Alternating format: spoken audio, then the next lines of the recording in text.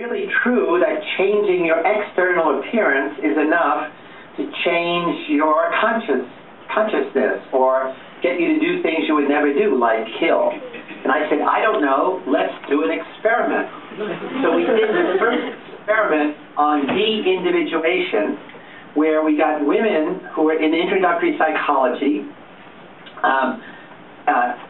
who came to the research, and half of them, we took away their identity. They were in small groups. They became a number, 1, 2, 3, 4. There were 10 groups of women, 4 in a group. We then put a Ku Klux Klan hood over their heads. We gave them a reason for it. We said they're going to meet 2 women who are trying to be creative under stress. The women they're going to meet, their job is to be creative. Your job is to stress them. And you're going to stress them by delivering electric shock, but we don't want them to see your face. So that was the excuse to take away their identity.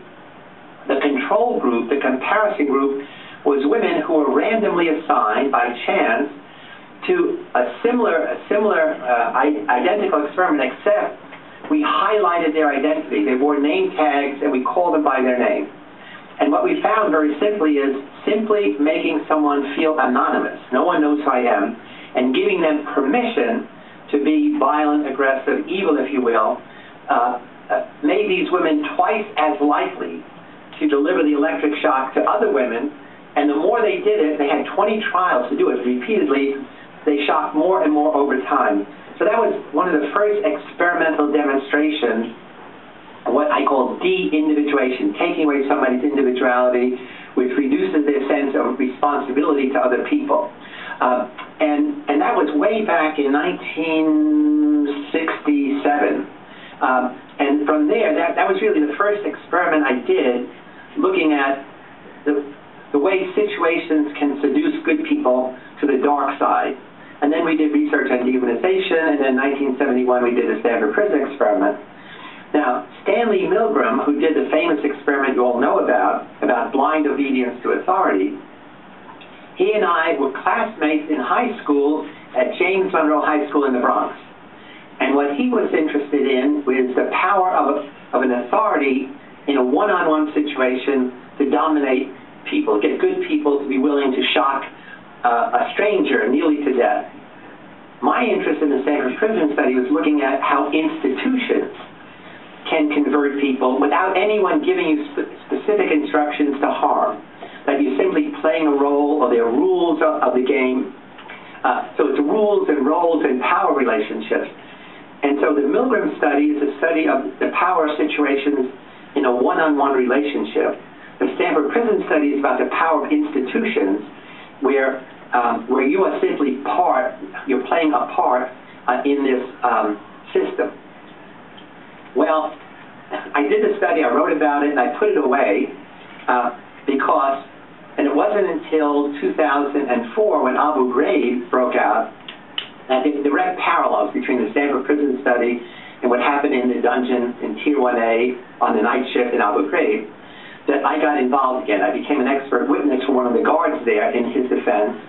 And essentially, I said, he's guilty. He and the others did terrible things, horrific things, for which they are guilty, but the situation should mitigate the extremity or the severity of the sentence. Because everyone on the night shift did the terrible things, and no one on the day shift did it. And so that's the power of the situation.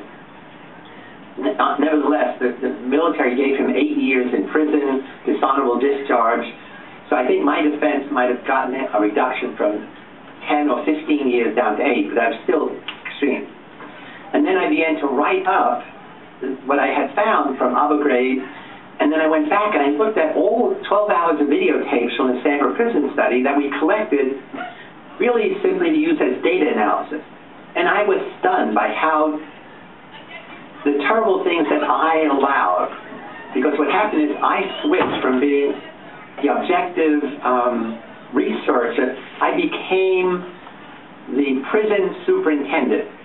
And in that role, I was part of the institution. And that meant when a prisoner broke down, instead of feeling sympathy, my job was to replace him with a standby. When I looked out and saw guards harassing prisoners, putting bags over their heads, chaining them together, yelling and cursing. I looked up and I simply checked off of my list, it's the 10 o'clock toilet run, 10 p.m. toilet run. And so in that role as prison superintendent, I lost any sense of compassion or empathy for the prisoners, because if you are an administrator, your focus is on the people in your system. You care more about guards and prisoners. You care more about teachers and students, and doctors and nurses and patients. And that's what it means to be an efficient but not empathic administrator.